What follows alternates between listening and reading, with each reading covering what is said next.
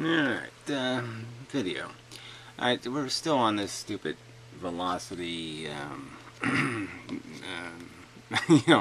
to measure it with a light beam. And Pyrrho's just left these stupid inane comments, so I figure it's worth going over.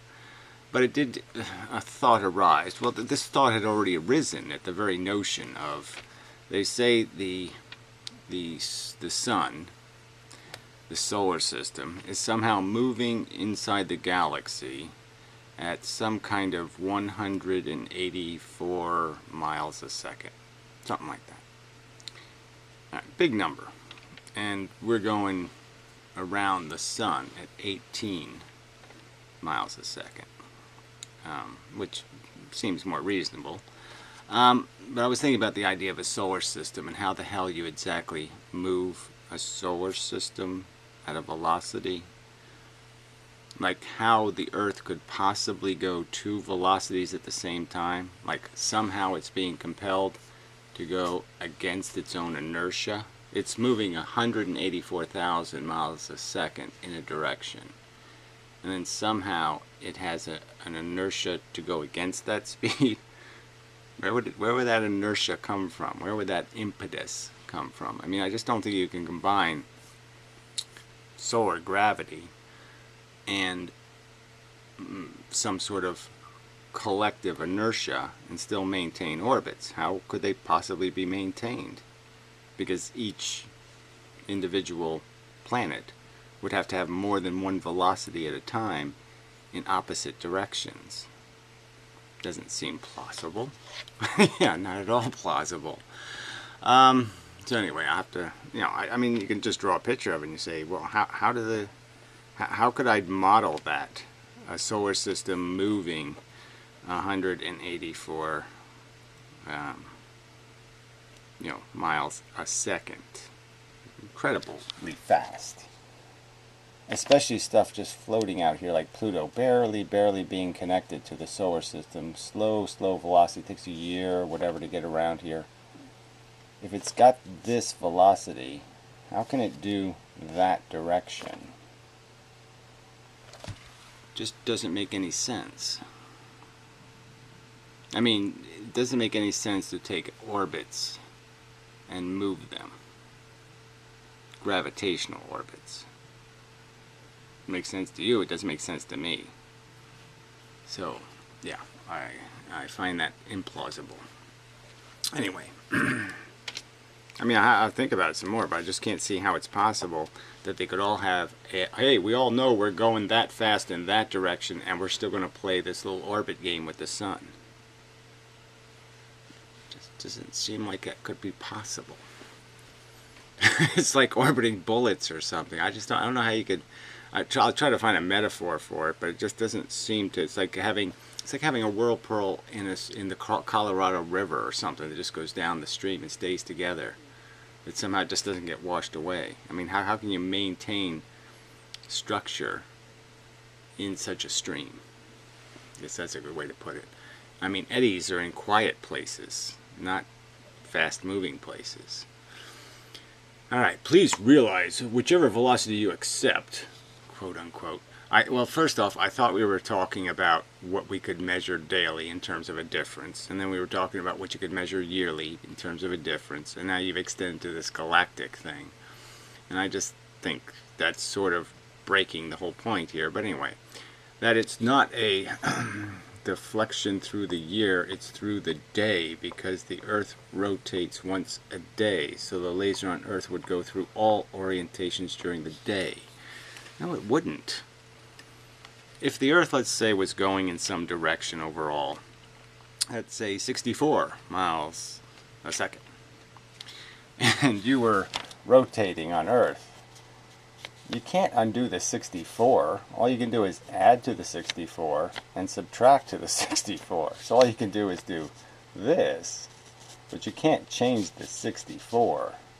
You can just put a little pause in it, but you won't change the fact that you're going 64,000 miles first, and then you're just going 63 or you're going 65. But you can't change the 64 part. So the 63 part is still going to, the one direction is persistent, yes. But again, I'm not accepting your 184 miles a second argument, because I still don't understand how the Earth, for example, could have inertia at 84,000 miles a second in one direction and then somehow rotate against that. I don't think it could do that. No. LOL. Why divergence? Because they are wave-like, and unlike bullets, waves flow will diverge. Huygens. Yeah, whatever. You want to just keep always bending things to your preferences, that's fine. I think I'm making a perfectly rational argument that if electrons can't be lined up to create parallel rays of light, because of the very fact that this emitter, all these electrons, are in fact changing their angles constantly as our angles change as the Earth rotates through these different vectors of velocity and acceleration, so that they're constantly not lined up perfectly, because at each emission, at each interval of time, there's going to be a change in the position. The absolute position is changing. And so maybe that's why there is Brownian motion. Maybe that's why we can't shoot a photon straight, is because you can never know where exactly you are on that velocity vector. Well, maybe we can know. That's, like I said, the experiment I think is worth doing, is seeing in a rotation of light. If you rotate the light source through 360 degrees, they could probably make a pretty good centrifugal, size, a big, a stadium, for example, something with a few hundred meters, and see how the light changes at different vectors. And you might be able to detect something that way, in terms of how much the light's diverging, because maybe the divergence of the light is dependent on the direction, how much velocity or acceleration it has at any one moment. I mean, the thing to, I don't want to have to constantly explain shit to people, but if I provoke gravity with a body, this is a round body, the gravity doesn't come out. The interaction between two bodies isn't like laser beam interaction. That's the whole point of the inverse square law, okay, is the fact that whatever goes in comes out in any one of these vectors that is forward, that has a forward component. So any vector that has a forward component is going to be where the gravity is going to be expelled. So it's automatically diluted. And that's sort of the point I'm making, is maybe the velocity problem, the material velocity problem, is creating the same kind of circumstance where it's going to get expelled in any one of the forward components, which means it's going to be spread based on how fast you're going. Jeez. I mean, you can just pretend, that doesn't mean anything. That couldn't possibly be an explanation. I'm just going to make silly jokes. Okay, fuck you.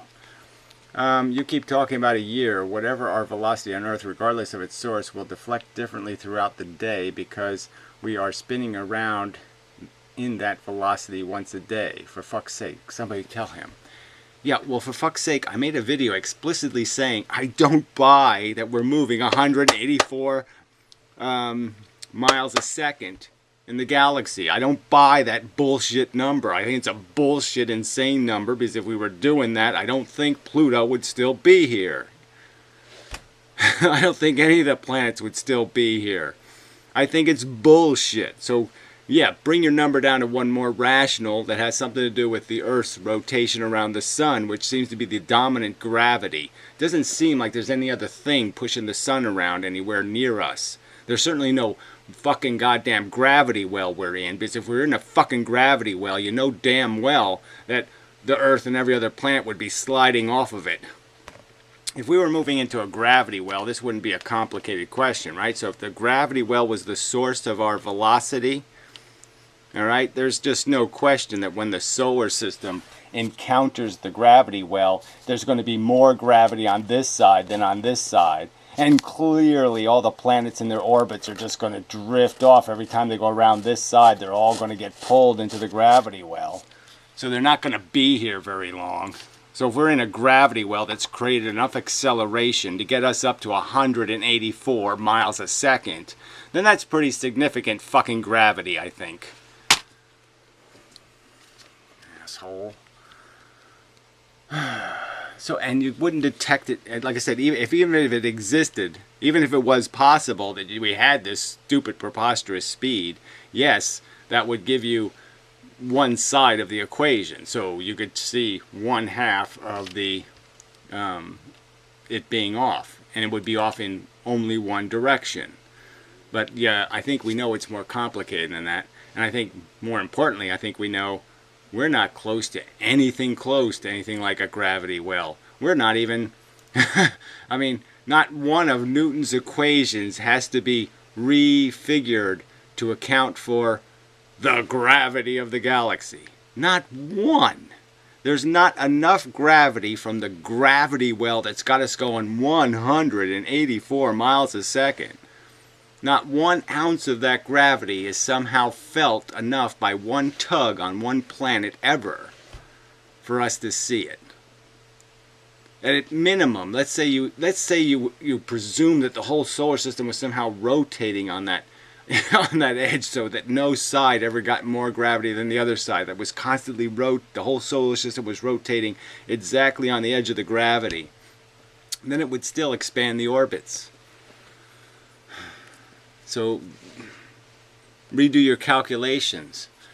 All right, last comment. Please show your math. I did the math. I mean, I pointed it out. I said, look, I took 0.27 and I, blah, blah, divided into the speed of light, and I came up with a number of 666,666 to 1 for 1,000 miles an hour. So if you want to do the every half year thing, well, then you increase it to like 18,000 miles an hour. All right. Yeah, you did your math in a half an hour. I don't think there's any argument about the fucking math here, jackass. It's what you're fucking including in the math. You're saying we're moving 184 miles a second. I'm saying that's crap. Steaming crap. All right, anyway. There's this movie, 1/10,000th of the speed of light. So he's got us all the way up to 1/10,000th of the speed of light now. Well, which is insanely fast. So should be deflected according to you 1 part for every 10,000th forward direction. No, I said 1 part per 666,666. That's what I said. 1 part to 666,666 for the stuff we're doing every day. Now, if you want to include the Earth's rotation, well, yeah, that would be one side of the equation, so we can add that because that's a known. But this stupid 184,000 number, I'm not going to include. All right. So fuck you. All right. Well, anyway, no point in getting any further. I don't want to do a comment video because these guys are all assholes. Yeah, sausage for mash. You're just such a cunt. Fuck you, stealing fucking smart chimpanzees, insulting chimpanzees. You fucking bastard, piece of shit, weasel. But all these assholes, all this talk, all this shit. Ugh, so disgusting. Do you have a good grounding in current physics? What the fuck is current physics, jackass? Oh, you mean like magnetism and electricity? Yeah, well, what? What's current physics? Oh, you mean phantasmagorical, silly, putty shit. Dark matter? Do you have you analyzed the dark matter theory? By, shoving psychedelics up your anus? Fuck you. No, I haven't. Cunt. What does that have to do with the arguments I'm making, you jackasses? Either you make a fucking argument or fuck off. I mean, really, fuck off. Make an argument or fuck off.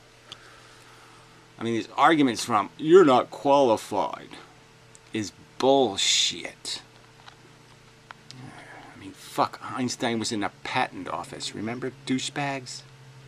And certainly I know more than he did in the sense that science in 100 years has gotten pretty extensive. So I'm sure I had better cloud chamber experiments that I actually did in high school or I did in grammar school. Were probably more sophisticated than anything Einstein saw. Cunt. are just deplorable pukes. Take an IQ test, score high, and use it against anyone who makes credential attacks against you. You know what? I mean, that stupid Ken Wheeler guy, I bet he does have a really high IQ. And he's a fucking idiot. Jesus. I mean, this is just so stupid. No, if you have a high IQ, you're right. Oh, is that how the world works? No, I think that's why the world sucks, is because you assholes think IQ means something. You know, no. People with high IQs can be ignorant cunts. It's just a fact. I mean, being able to do one thing well or two things well doesn't mean you can do anything else in the universe well. And, you know, most people with a high IQ have wasted it, you know, memorizing video game strategies, for fuck's sake. They haven't done anything useful with it. I have 6,433,000 chess strategies memorized by heart. Yeah, how useful is that? I think that's about as useful as being able to count toothpicks on the fucking goddamn diner's floor. I'm a very good driver. Yeah, fuck that kind of intelligence. Fucking cunts. Oh my God, I just hate people. Disgusting creatures.